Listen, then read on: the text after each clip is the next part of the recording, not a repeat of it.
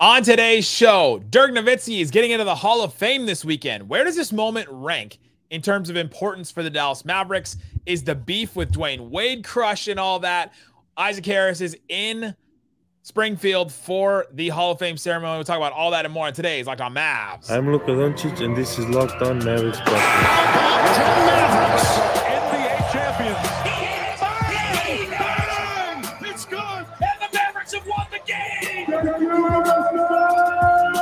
If you don't believe, you shouldn't be here. Loyalty never fades away.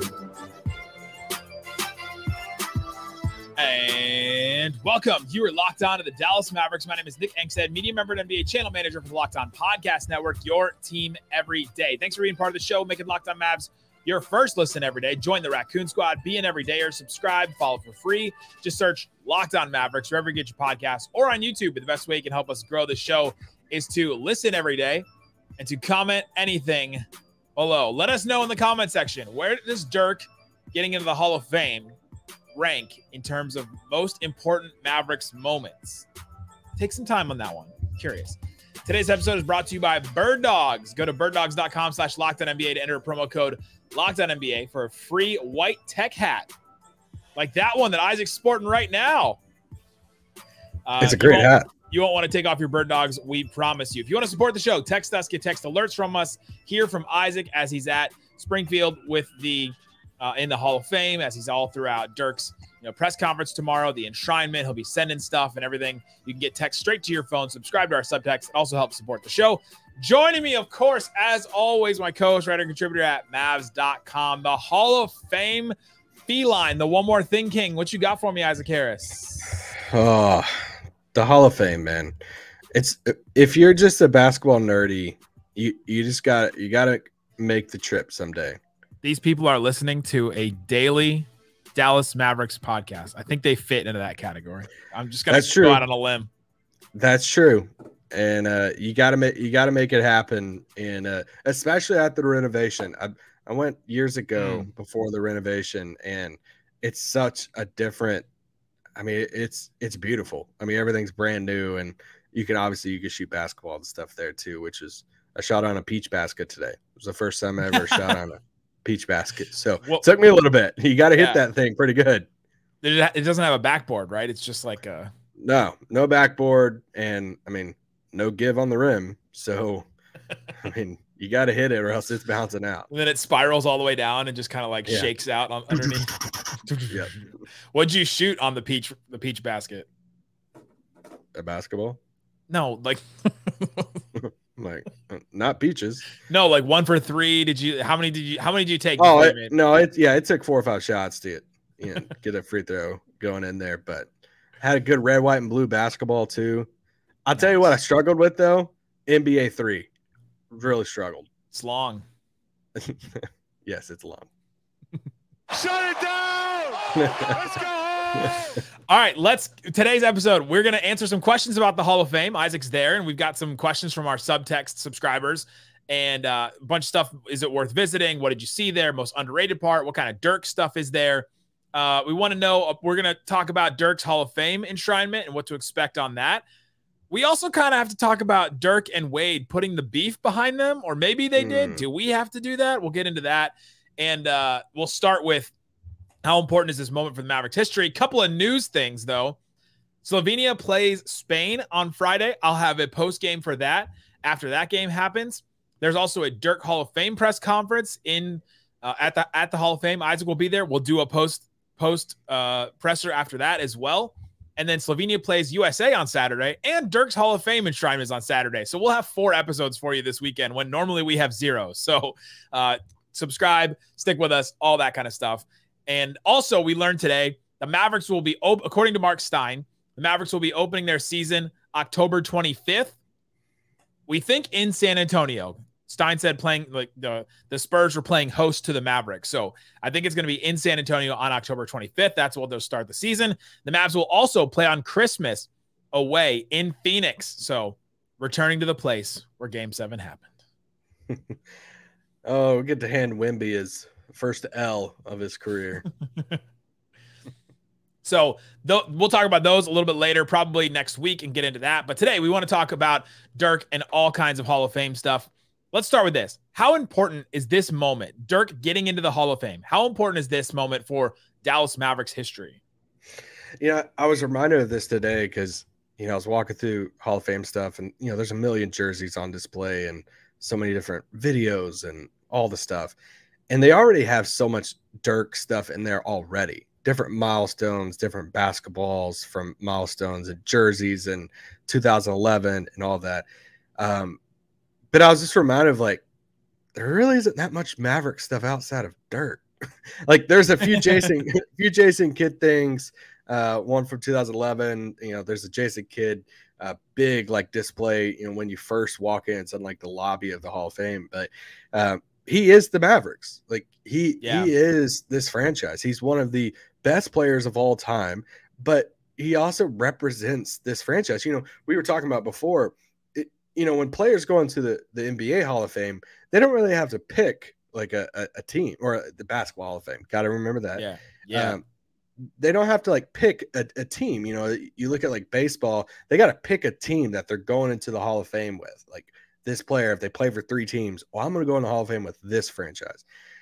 Dirk is the Mavericks, and just to see all of the Dirk stuff and for that to be immortalized this weekend, I think it's one of the biggest moments of franchise history to see. I mean, everybody's going to be here for Maverick stuff, in franchise, all of that. But 2011 was the pinnacle moment for the franchise. After that, for me, this has to be right up there near the top. I mean, you're looking at like Dirk climbing like scoring list.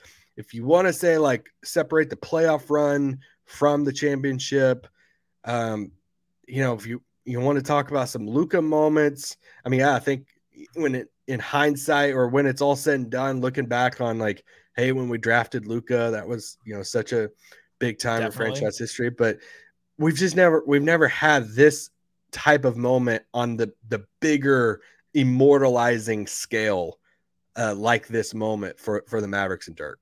When I started to think through what are the biggest moments in franchise history, to me, the 2011 title will stand alone. I mean, that's the one. That's number one. The 2006 finals run probably is up there. I mean, put Dirk on the map a little bit more nationally and all that.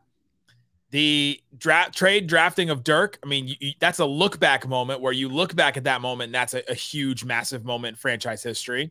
Not bigger than the finals runs, but still huge. The trade drafting of Luka definitely is a big one we'll look back on. He's made 4 first-team All-NBAs. It just doesn't happen. It never happened. So it's already an astounding moment. And I want to say too, we're talking about on the court moments also. Like, yes, when Cuban bought the team. That was the next thing I was going to say is that selling the team to Mark Cuban, I think was a huge moment in franchise history. Their first season is a huge moment. I'm contradicting myself because the Hall of Fame is not on the court. So, but it is about on-court achievements. So, but to me, like Dirk was on with Ben and Skin. He did a whole hour with them. It's on their podcast. If you want to go listen back to it, I highly recommend it. It's awesome stuff. But Dirk mentioned that, this is the end. This is like the capstone. This is the end of this time in my life, in this era, basically, because this is the last thing. I mean, we've done all the things. Tim McMahon even joked, how many times can we kiss this guy's butt? He joked on our podcast a couple of days ago when you had him on. And it's true. We've done the street. We've done the jersey retirement in the U.S. and in Germany. We've done his last game. We've done his, his final game, his jersey retirement. We've done all the things, like the street named after him, the statue, like everything. We've done all this stuff. This is probably the last big Dirk thing. So if you're one of those conspiracy theorists that thinks that the Mavericks keep rolling him out anytime something goes bad, this is the last time you have to make that case. because this is it. And so it ends an era for Dirk, and it ends an era for the Mavericks. Even though it's been over for a while, Dirk hasn't played since 2019. I mean, he didn't play in the. That's insane to think about, though. I know. Like, it's been 5 years since that night. Since that, I mean, remember when we like it's just I just remember that night so clearly, and I know a lot of our listeners probably do too, of when his last home game, and it's insane. It's 5 years ago. That's what, yeah, it's insane. But now it's over, and this is one of the most important moments. I probably put it up. Is it more important than the 2006 finals to you? Yeah, it is. Mm-hmm. So then it's the second most important moment in franchise history, probably. Just because of the magnitude. I know that I feel like the Hall of Fame is kind of like you're either all in on the Hall of Fame stuff and you're watching everything and you're really into the history of the game and how important it is and all of that, or you're like, I love the Mavs, but it's like, okay, cool, like Hall of Fame, there's a lot of people in there. But it is a massive, massive deal, and especially whenever, I mean, how many times does a top 15 player of all time get enshrined into the National Basketball Hall of Fame? Not very often. You look like, I understand some people coming up. Let's talk about why this moment is important. We'll talk about Dirk and Wade, and is that beef behind them, and does it have to be behind us? We'll talk about that coming up. But before we do, let me tell you about Bird Dogs. Bird Dogs makes incredible shorts. They make incredible clothing that you can go get. And right now, you can go get them at birddogs.com/LockedOnNBA. Enter the promo code LockedOnNBA. Isaac's got the hat on right now. They'll send you that free hat, white tech hat. It's a nice hat. It's like really light. Great hat. I love it. I worked out in it the other day, and it didn't make, you're not too hot wearing it and all that. Bird Dogs make you look good. Bird Dogs stretch khaki shorts are designed to fit slimmer through the thigh, giving your leg a truly sculpted look. Are you wearing Bird Dog shorts right now? He said yes. So stand up, and let's see the sculpted legs. They're amazing. They fit better than regular shorts. You can wear them to like a business meeting if your place of work is a little bit more casual. You can wear them. You can wear them to church, right? You're a pastor. Would you sign off on that? I've worn them to church. A real pastor signs off on that. You can wear them to church. You can wear them all over. You can play basketball in them. Like, you can play sports in them too. They're very comfortable. That's just the shorts. They have all kinds of other stuff too. Again, go to birddogs.com/LockedOnNBA or enter the promo code LockedOnNBA to get that free white tech hat. Again, you won't want to take your Bird Dogs off. We promise you that.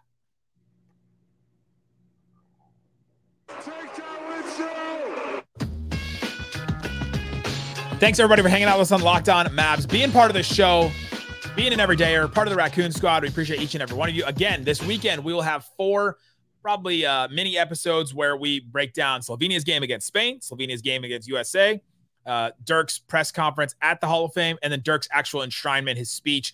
I'm really excited for his speech. I have a question about that a little bit later, but we'll get into some of our mailbag questions. We've got a bunch of questions from the mailbag, but this moment in franchise history is so important because it is putting the Dallas Mavericks, say, this is what we did with Dirk, and this is what Dirk did, because it's not just a him moment. This is the team, because since he is the franchise, he is the team. It's putting the Mavericks on that pedestal and saying, this is a part of our history that now lives forever. Even though we, people that follow the Mavericks, cover the Mavericks, fans of the Mavericks, have already kind of had that moment with Dirk where we look back, we think about all the things you go to the Mavs vault at the fair and things like that. And you've already looked through some of this history and thought through some of it.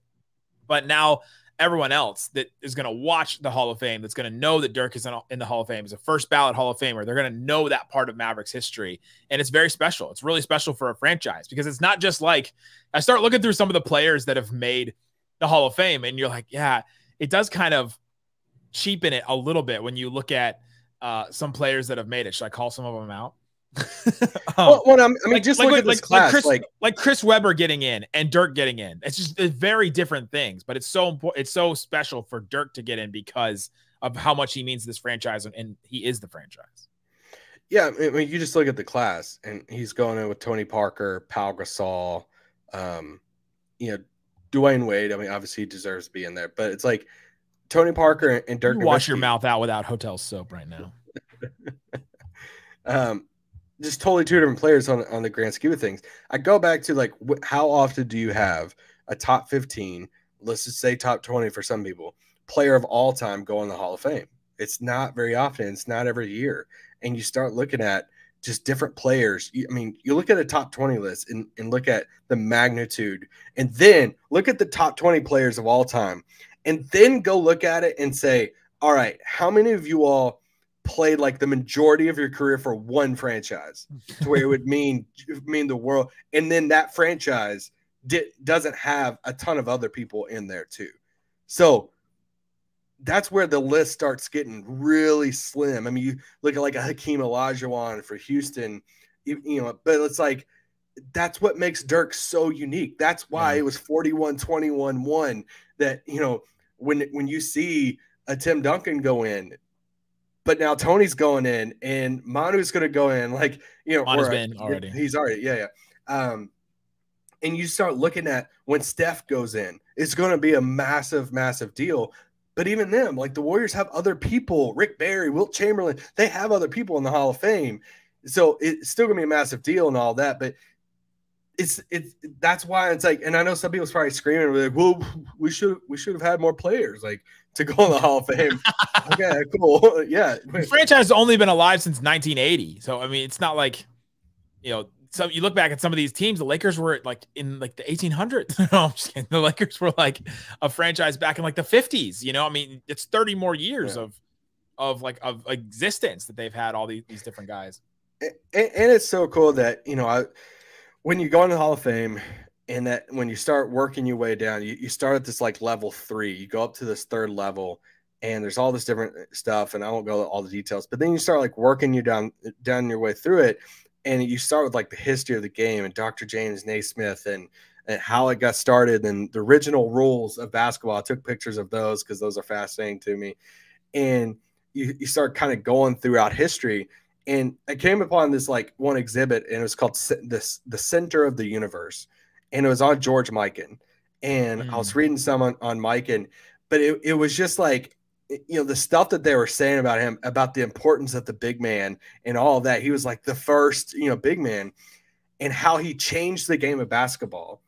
And then you look at Dirk Nowitzki and how, I mean, the difference of a George Mikan and a Dirk Nowitzki in 2 7-footers and their style of, you know, game. Dirk's, you know, taller than Mikan, but it's like, it's just wild to think about how much like Mikan was this like first big man, and how it's evolved and how the role that Dirk played in the evolution of the big man in basketball is a whole different part of it too. George Mikan won 5 titles for the Lakers, Minneapolis Lakers, like that whole. So anytime somebody brings up the Lakers only won 5 of their titles in Minneapolis, he was the one responsible for all those. And he was just an incredible, he's part of the 75, you know, greatest players of all time list, and he's famous for the Mikan drill, where you lay up with the right hand, lay up with the left hand on the left side, lay up with the right hand on the right side, lay up with the left hand on the left side. So incredible, huge moment for Dirk and the Mavericks. I want to talk about this beef though, because also when Dirk was on with Ben and Skin, they asked him, because everyone's been asking, is the beef squashed between Dwyane Wade and Dirk now that they're going into the Hall of Fame at the same time? And Dirk said, yeah, you know, we're older now. It's put behind us. It's competition. We're not friends. We don't text all the time. Like we're not hanging out, but you know, we're older, more mature now. A question we got from subtext: does that mean we have to put the beef behind us too? Heck no. Like, no. You know, there's a lot of things that Dirk can do better than us in life. All right. Basketball. Amazing point. All these things, and you know what? He can forgive better than us. Okay, so no, I'm never putting this behind me. Just wait till the press conference tomorrow. Wow. Let's see if your boy gets the mic for Wade's press conference. This is the point of being a fan, right? Is that you don't have to put this stuff. The players can, and they've got to interact. You don't ever have to interact with Dwyane Wade, not you, Isaac, but you like listening. And so, yeah, keep it. Like, hold on to that. Be petty about it, because they got a final stolen. Dirk got a title stolen from him because of the way that finals was reffed and all that. Think about is it petty? Is it petty if at Dwyane Wade's Hall of Fame press conference, if I ask, you brought this up several times now. Now you've got to do it. What was the impact of 2011 on your career? Is that okay? Like, I feel like it's a good question though. I agree with what Reggie and KG said on the fan when you asked this question, that in Dallas you'll be a legend. Everywhere else it'll get aggregated and you'll be attacked. Come at me. No, I don't even know. I got to read the moment. But you don't have to put it. Think about, we talked about this on Locked On NBA the other day. The creator of NBA Jam, like the guy that wrote the code and like made the game and all that, was so mad that the Pistons lost to the Bulls back when like Jordan was beating them in the Jordan rules and all that, that he actually built into the code of the game. If the Pistons are playing the Bulls and the Bulls have a shot at the end of the game to win or tie, they'll always miss it. In the code of the game. That's petty. Like, and that's a fan being as petty as possible. Cool. So if he doesn't have to let go of that and he can put it into a game that's worldwide and all that, you don't have to let go of this either. Yeah. And so I think that's awesome. We got a couple more questions about Dirk and Wade. Got a couple questions about the Hall of Fame. Is it worth seeing and all that? We'll talk about all that coming up. Shut it down! Oh, no! Let's go home! All right, Isaac Harris, a couple more questions about Dirk, the Hall of Fame, and all that we got from our subtext. Again, we're getting all these questions from subtext. You can subscribe, text us, get text alerts from us, and all that. On a scale of 1 to 10, how much does it suck that Wade will be in Dirk's Hall of Fame enshrinement class? 9. 9? It sucks pretty bad. You know, like of all players, like he's the one dude. I'm like, does it have to be that year? The thing that sucks the most about it is if you are going to go there in person, I'm going to sit and watch it at home because the Hall of Fame hates me. And you're just going to have to sit through all the Wade adulation as well, too. Like as a fan, you'll have to sit and watch all of that and like have to do that. And that Locked On Heat and Wes and David, we're going to have to watch all the Dirk stuff. And they'll have to watch all these like 2011 highlights and all that kind of stuff. And we're going to have to watch 2006 finals highlights probably and all that kind of stuff while they're making their speeches and all that kind of stuff. So that does suck about it. Because if he wasn't here, imagine it's Tony Parker, which that was a rivalry, but not the same way the Heat was. Pau Gasol, that the Mavs beat the Lakers that one time in the 2011 run. And so that's not really a rivalry as much either. And so everybody else you're cool with. But it's just, it's of all the plays, is this literally the worst play? Not for you, because for you, LeBron's the worst one. But is this the worst player that could go in the Hall of Fame with Dirk at the same time? Yeah. Yeah. It doesn't take anything away from Dirk's moment and all that. No, it does not. It's just annoying. It's just like, I don't know, having like a fly in your forehead for like hours.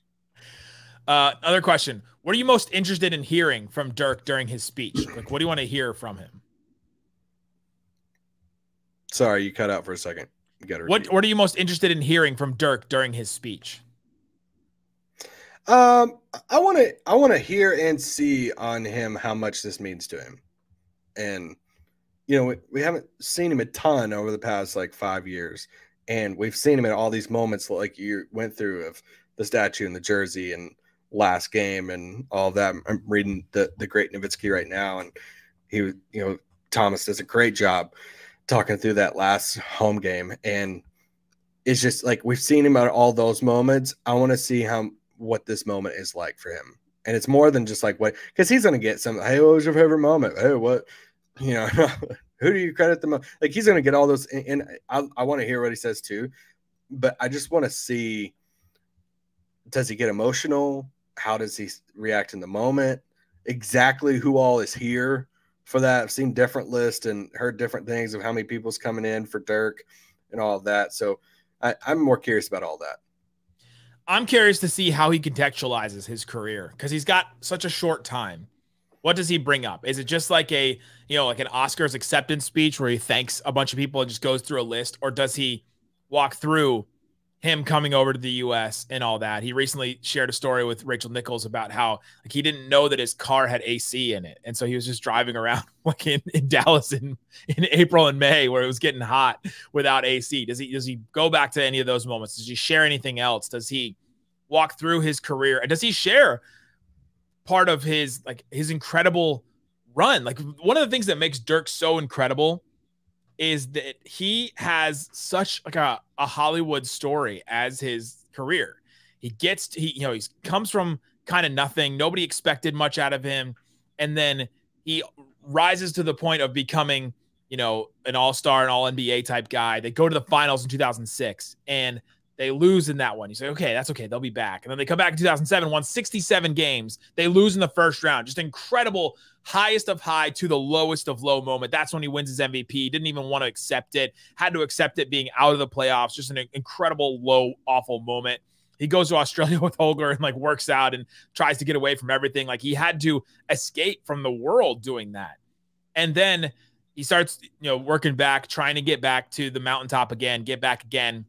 He's there in 2011 when nobody really expected that team to do that. You had Kobe and the Lakers in front of him. You had the young Thunder with Durant, Westbrook, and Harden. You had this Heat team that was put together on the other side of the bracket. And then all of a sudden they meet and he wins at the highest level and does the whole thing. Just what a Hollywood story. And I'm curious if he talks about that whole arc for him and how does he contextualize that. Let's get to a couple questions about the actual Hall of Fame. Is the Hall of Fame worth visiting? We got that question a couple times. Yeah, 100%. I mean, at the top, I mentioned if you are just all in on basketball, not just history. I mean, there's a lot of history part about it, which I think is a lot of fun, but just a fun experience too. It's for kids also. There's a bunch of interactive stuff for kids. There's, the pictures you see and stuff a lot is, it's basically this dome, this big basketball, and in the middle of it is this basketball court, full court basketball court, and then all these different types of goals throughout history, the peach basket, and a wooden backboard goal, and all this stuff. And then circulating around the court are these different levels that you walk through history and you do this and see these. And they have this new room called the Hall of Honor, and it's their newest exhibit, and it's really, really cool. And that's where they have etched on the wall, this clear wall, all the names since 1959. And see that class. And that was one of those moments of oh, this is real. 2023, Dirk Nowitzki. And his name was already etched on there. Yeah. It's already. Is it next to Wade's? I don't want to talk about that, but but they have these different screens and stuff, and they have these interactive screens there. You could click on any person that's in the Hall of Fame, and it pulls up all this stuff about them and puts them on the screen and all this stuff. And so, yeah, I think if you can, obviously it's a little out of the way. Springfield is not a metropolis. Okay. It's a pretty dang, I mean, I was asking for food and they sent me to a pizzeria downtown on its main street, and it doesn't have a ton. You were asking for food, Rex, not you were begging for food on the side of the road. Yeah. I'll take anything. But I flew into Boston, and it's an hour and a half drive, and you can fly into Hartford or somewhere like that, but it's not it's in a big city or anything. It's kind of random. There's reasons, obviously, but how many states were you in today? Oh, just one. Tomorrow I'll be in 3 because this press conference is in Connecticut. And so I got to go through Rhode Island, and all this. Imagine that. Hey, we're in Dallas here. The press conference is in Oklahoma. Okay. Yeah. It's that part's wild for people in Texas. Another question. Any underrated part of the Hall of Fame? The Hall of Honor is really cool. Obviously, I mentioned that. The basketball court stuff, I mean, there's a big montage of teams winning the title, which is pretty cool to sit and watch that video and stuff. And there is a decent amount of Dirk stuff. But, yeah, I would say getting up shots and stuff on the floor is that part's pretty fun. What kind of Dirk stuff did you see? You said that there's a bunch of Dirk stuff already. What do they have there?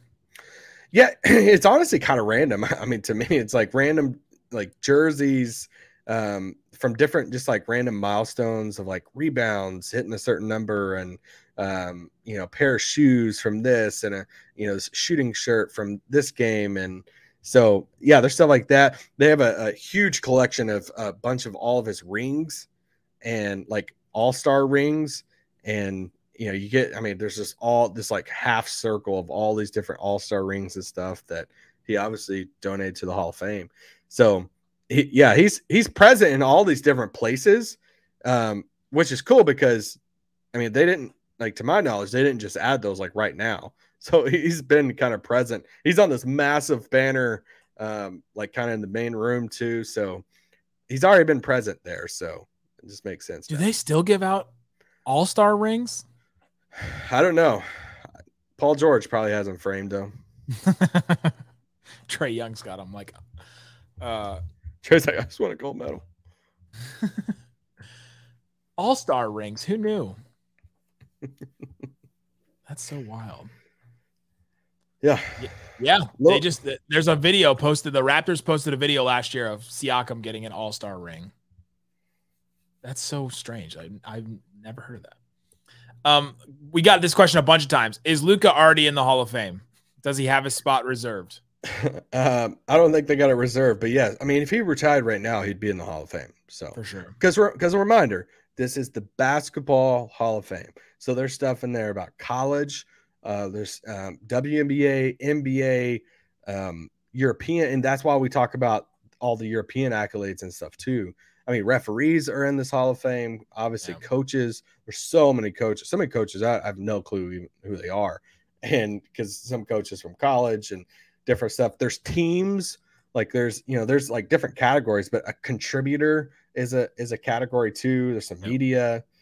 So yeah, I mean, Luka would be in the Hall of Fame right now. So yeah, like Adrian Dantley made it in the Hall of Fame. Here are his accolades: 6-time All-Star, 2-time second-team All-NBA, Rookie of the Year, All-Rookie first team.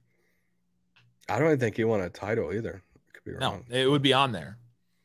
That's it. So Luka's already in for sure at this point, which is wild to think about. Him being so young and has so much of his career ahead of him. But anything else? Any other Hall of Fame thoughts? We'll share some more tomorrow when we talk about the Dirk presser, and we have Slovenia games this weekend that I'll cover and all that. But any other closing thoughts? No, it's just, I mean, yeah, it's just a lot of fun. I love the history of the game too, to see where we are now and where it began and just how far it's come and how it's evolved and stuff. It is a lot of fun to go through and read and see. So yeah, go do it if you ever can. And yeah, we'll be back tomorrow talking more Hall of Fame stuff and see how this press conference goes, and it should be fun. And there's no telling who's going to be at some of these events. So right. I might try to see if I can just like grab somebody like, hey, can I get you for a few questions and for Locked On or something? Absolutely. Grab Stein while he's there. He's got nothing else to do. There you go. Guys, thanks so much for listening to Locked On Mavs. Peace out. Boom.